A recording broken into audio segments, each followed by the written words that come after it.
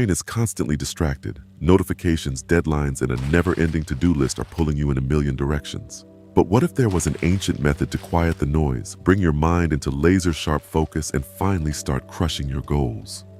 In this video, I'll show you how to apply the Lotus Method, rooted in Eastern philosophy, to transform your scattered thoughts into a calm, clear, and focused mindset. Miss this, and you might never break free from distraction. But watch through and change your life, starting now. Part 1. Gohan's struggle with resistance. Gohan is full of potential, much like you. He has big dreams and clear goals. He wants to get fit, excel in his career, and improve his personal life. But every time he tries to take action, something holds him back. It's not that Gohan lacks motivation. He watches motivational videos, listens to podcasts, and reads about self-improvement. But despite all of that, his mind resists when it's time to act. He finds himself scrolling through his phone instead of working on his goals. Every time he plans to start something important, his brain pulls him towards something more comfortable, something easier. He's stuck in a cycle of procrastination and self-doubt. And the worst part is, he knows exactly what's happening, but can't seem to break free. This isn't just a Gohan problem. It's a universal one. It's the mind's way of avoiding discomfort. Every time we face a challenge that feels hard or unfamiliar, the mind seeks comfort in distractions, social media, games, even daydreaming. Gohan feels like he's battling himself, and no matter how much motivational content he consumes, it never lasts. He's starting to realize he needs something deeper, something more grounded than fleeting motivation.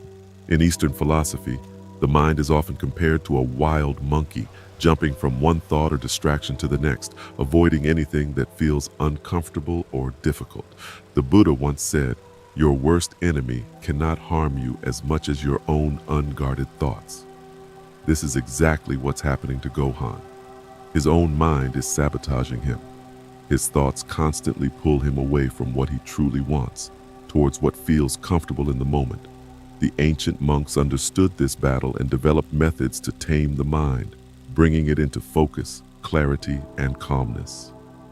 What Gohan is experiencing is the human condition. The mind, by nature, resists challenges. It prefers safety and familiarity. But Eastern teachings, especially those that influence the Lotus Method, show us that this resistance is not something to fight against with brute force. Instead, the first step is awareness. The mind resists because it seeks to protect us from discomfort, but it's possible to shift this dynamic. Awareness is key. Once Gohan becomes aware that his mind is naturally wired to avoid discomfort, he can stop being so hard on himself. This is the first lesson in the Lotus Method. Before trying to change the mind, you have to understand it. For Gohan, the battle is clear. His mind is resisting because it's wired to do so. But now he sees that the first step is not to fight his mind or force it to behave differently.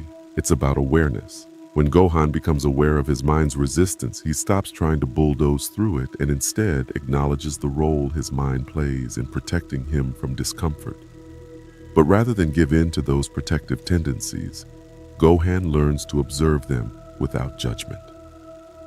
This is a core principle of the Lotus Method. Before you can change your thoughts, you must first become aware of them. Awareness is only the first step. Now that Gohan has seen his mind for what it is, how does he move forward? The next phase of the Lotus Method teaches him how to release the grip of resistance and flow with his thoughts rather than against them. Part 2. Embracing the flow of life. Gohan realizes that his old methods, forcing himself to work harder, pushing through resistance, aren't working. So he starts looking for deeper wisdom. That's when he stumbles upon the teachings of Lao Tzu, the ancient philosopher of Taoism. Lao Tzu speaks about Wu Wei, the concept of non-resistance, the art of moving with life instead of fighting against it. One of Lao Tzu's teachings resonates deeply with Gohan. By letting it go, it all gets done. This confuses him at first. How can letting go lead to accomplishing things? But the more he reflects on it, the more he understands that maybe the reason he's been struggling so much is because he's been fighting against life, against his own nature. Gohan starts to wonder, What if doing hard things wasn't about sheer force? What if there was a way to approach his challenges that didn't feel like constant resistance? The Lotus Method, rooted in this Eastern philosophy, suggests that maybe the solution isn't to fight harder, but to stop fighting altogether, to find the natural flow within the effort. Wu Wei teaches something that feels counterintuitive in today's world, that by going with the flow of life, rather than resisting it, we can actually accomplish more. It's not about giving up or being passive. It's about moving in harmony with the natural rhythms of life. When we push too hard, life pushes back. But when we align ourselves with life's current, we move forward with less effort. Gohan begins to see that his constant battle to push his mind to work harder only makes it fight back. By embracing this ancient Taoist wisdom, he realizes that it's possible to work on difficult tasks without resisting them. Instead of viewing hard tasks as enemies, he starts seeing them as part of the flow. Gohan starts applying Wu Wei in his life. Instead of forcing himself through every difficult task, he learns to approach them with ease. When something hard comes up, whether it's a workout, a work project, or a personal challenge, he pauses and reminds himself not to resist it. He accepts that difficulty is part of life's flow, and in doing so, he releases the inner struggle. This shift makes his tasks feel lighter. Where once he battled with himself to get things done, he now feels a sense of calmness in the process. This is the next step in the Lotus Method, releasing resistance and finding harmony in effort.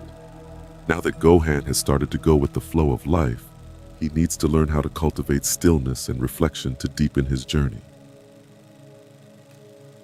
Part 3. The Power of Stillness and Reflection. Gohan's journey continues as he searches for ways to quiet his restless mind. That's when he encounters Zen Buddhism and the concept of Zazen, or sitting meditation.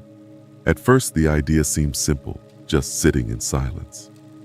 But as Gohan tries it, he discovers how difficult it is to sit still while his mind races. He's used to constant action, to thinking that doing more is the solution. But as he learns from Zen Master Dogen's teachings, if you can't find the truth right where you are, where else do you expect to find it?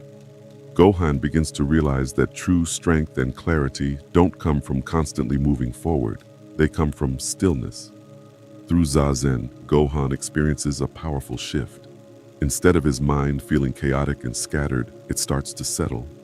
Just like a lake disturbed by wind calms down when the wind stops, Gohan's mind becomes clearer the more he practices stillness. It's in these moments of quiet reflection that he starts to see his challenges for what they really are, not insurmountable obstacles, but opportunities to grow. Gohan realizes that his constant urge to do was what made his mind so resistant to the hard tasks. In stillness, he finds a sharpness in his thoughts, a clarity he hadn't experienced before. Instead of rushing headlong into tasks, he takes a step back, practices Zazen, and lets the answers come to him.